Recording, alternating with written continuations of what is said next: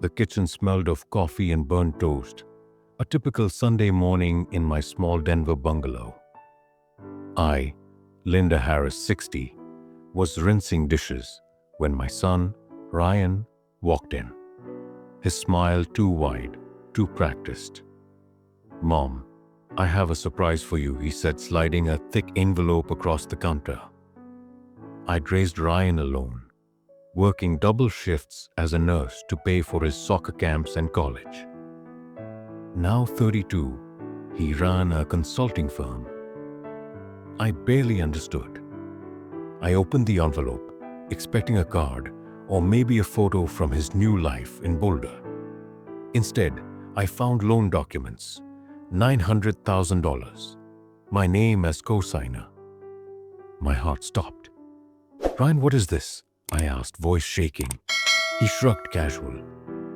"My business needed capital. You always said you'd do anything for me." I scanned the papers, my house, my savings, all collateral. I hadn't signed anything. "This is forged," I whispered. Ryan's smile faltered. "It's just paperwork, Mom. We'll sort it later." His wife, Tara, stood in the doorway, her eyes cold, avoiding mine. I clutched the counter, memories of late-night shifts and Ryan's childhood promises flooding back. He'd always been charming, but this was betrayal. I taught him trust, not theft. My hands trembled, but my nurse's instincts kicked in. "Stay calm, assess, act. Get out," I said, voice low. Ryan laughed like it was a joke, but Tara tugged his arm, and they left. Alone, I sat staring at the documents. The bank's letterhead was real, the debt looming. I wasn't just a mom, I was a survivor. Cancer, divorce, budget cuts. Ryan thought I'd crumble. He didn't know I'd learned to fight from years in the ER. I grabbed my phone, called my old friend Karen, a retired fraud investigator, and told her everything. "We'll nail this," she said. I pulled out a notebook, listing every detail. Ryan's business, Tara's involvement, the forged signature. The envelope wasn't a surprise. It was a trap. But I'd turn it into their undoing. My son had gambled with my life. He was about to lose. I barely slept the $900,000 debt like a weight on my chest. By morning, I was at Karen's cluttered home office, surrounded by legal pads and coffee mugs. She'd already pulled Ryan's business records, Harris Ventures, a vague LLC with flashy marketing but no clear clients. "This reeks," Karen said, pointing to a string of shell companies tied to Ryan and Tara. My signature, forged with eerie precision, appeared on loans from a shady lender, Apex Financial. "They used your credit, your house, everything," Karen said. My bungalow, paid off after 20 years, was at risk. I felt sick, but anger steadied me. Ryan hadn't just betrayed me. He'd weaponized my trust. I remembered his teenage years, how he charmed teachers to dodge trouble. Tara, though, was new, a calculating edge I hadn't seen before. Karen found her name on Apex's board, a conflict of interest screaming fraud. I dug into Ryan's social media, spotting posts of him and Tara at luxury resorts, captioned "Living the Dream." The dream was my life savings. Karen suggested a forensic accountant, Jamal, who owed her a favor. He traced Apex's loans to offshore accounts, with Tara's email approving transfers.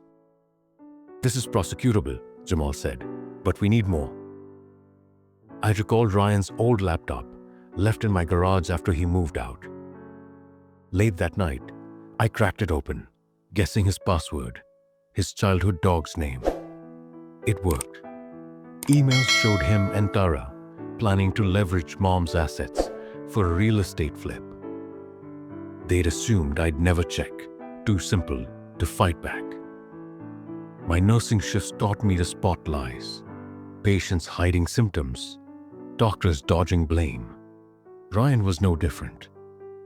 I copied the emails to a USB, my hands steady, despite the hurt.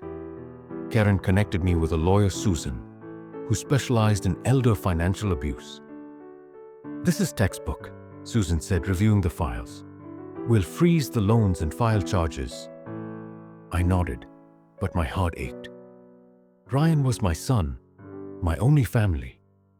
Yet he'd forged my name, risking my home. I wasn't just fighting for money, I was fighting for myself. By dawn, I had a plan. Expose them, protect my assets, and show Ryan I wasn't the pushover he thought. The surprise wasn't his anymore. Susan's office was a lifeline. Her desk piled with case files, but her focus razor sharp. "We'll file an injunction to freeze the loans," she said, drafting papers to block Apex from seizing my house. I handed her the USB with Ryan's emails, proof of the forgery. "This is gold," she said, "but we need to move fast." I agreed, but I wanted more than a legal win. I wanted Ryan and Tara to face the consequences of their betrayal. My father, a carpenter, taught me to measure twice, cut once. This was my cut. I met Karen at a diner where she mapped out Apex's shady network. Tara's role wasn't just advisory. She'd signed off on loans to shell companies she co-owned. "They're laundering through real estate," Karen said. "Your name's the clean front." I felt a chill. Ryan had used my nurse's reputation to dodge suspicion. I needed leverage beyond the law. Karen suggested confronting Ryan privately, recording it legally, one-party consent in Colorado. I hesitated. Facing him meant seeing the boy I'd raised, not the man who'd betrayed me. But I nodded. Set it up. Back home, I sifted through Ryan's old papers in the garage, finding a bank statement with Apex's logo and Tara's name as a co-signer. It was sloppy, proof they thought I'd never look. I called Jamal, who dug deeper into Apex's filings. He found a whistleblower, a former Apex clerk named Mia, fired for questioning irregular loans. Mia met me at a park, nervous but angry. "Tara pushed those loans through," she said, handing me internal memos. "They knew you didn't sign."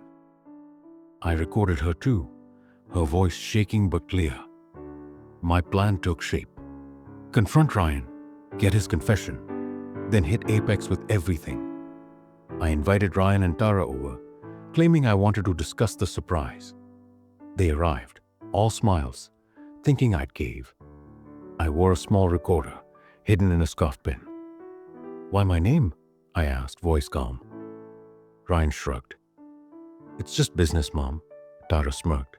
"You're fine, Linda." "Trust us," I smiled back, my heart breaking but my resolve iron. They'd underestimated a nurse who'd faced life and death crises. This was just another emergency, and I was ready. Ryan and Tara sat on my faded couch, their confidence grating. I poured coffee, the recorder in my scarf pin humming silently. "Let's talk about the $900,000, I said, sliding the envelope across the table. Ryan's smile tightened. "It's an investment, Mom. You'll thank me." Tara nodded, her eyes scanning my modest living room like it was beneath her. I leaned forward. "You forged my signature." "That's not an investment. It's theft." Ryan laughed too loud. "You're overreacting." "I'm your son," Tara chimed in. "It's all legal, Linda." "Relax." I pulled out the bank statement with her name, watching her flinch. "Legal like this?" I asked. Ryan's face hardened. "You don't get business, Mom." "Stay out of it," I pressed, voice steady. "You used my house, my savings, without asking." "Why?" Tara snapped. "Because you're easy. No one questions a sweet old nurse." The recorder caught every word. Ryan shushed her, but I kept going. "You thought I wouldn't notice?" He stood pacing. "You're making this hard. Just sign off." And where good I stood too, shorter but unyielding. I'm not signing anything. Tara scoffed. You'll lose everything if you fight us. I smiled, cold. We'll see. They left, slamming the door. I sent the recording to Susan, who filed it with the injunction. The next day she called.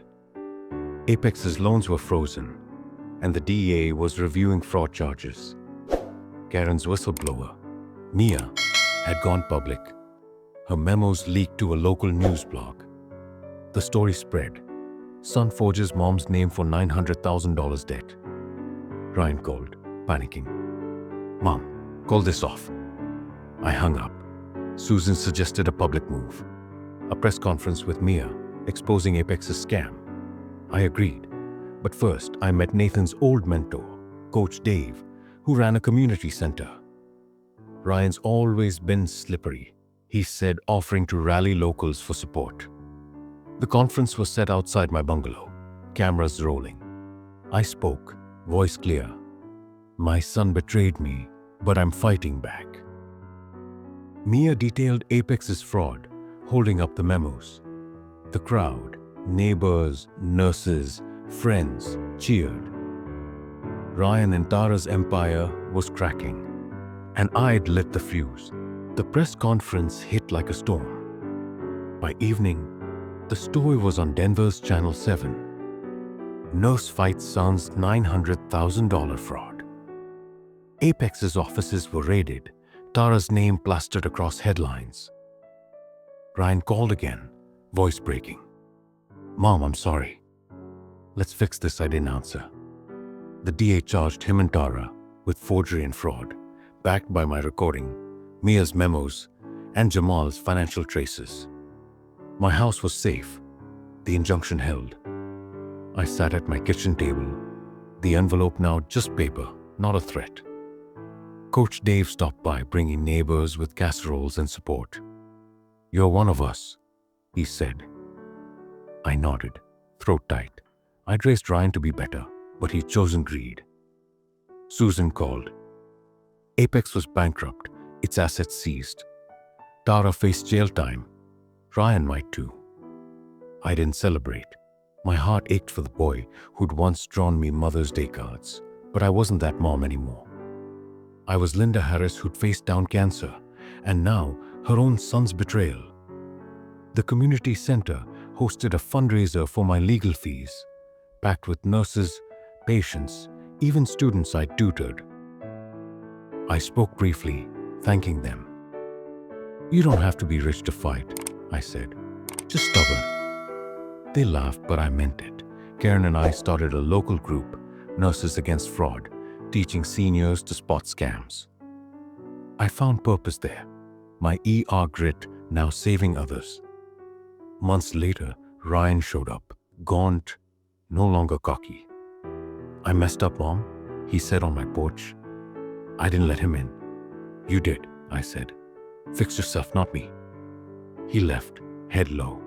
A plea letter in his hand I didn't read. I'd forgiven the boy he was, not the man he'd become. That night I walked through my bungalow, its walls still mine. Photos of Ryan as a kid lined the hall, but I didn't take them down. They were my past, not my future. Outside, Denver's skyline glowed. I'd lost a son but gained a fight. The $900,000 debt was his surprise, but my strength was mine. I turned off the light, slept soundly, and woke ready to teach again. Not just French, but survival. Thank you so much for watching this story till the end. I hope you enjoyed it and maybe even learned something from it. If you'd like to hear more stories like this, full of life lessons, drama, and emotions, make sure to hit that subscribe button and turn on the notification bell so you'll never miss an update. Your support means the world, and it helps me keep bringing you more inspiring and unforgettable stories. Stay tuned because more amazing stories are on the way.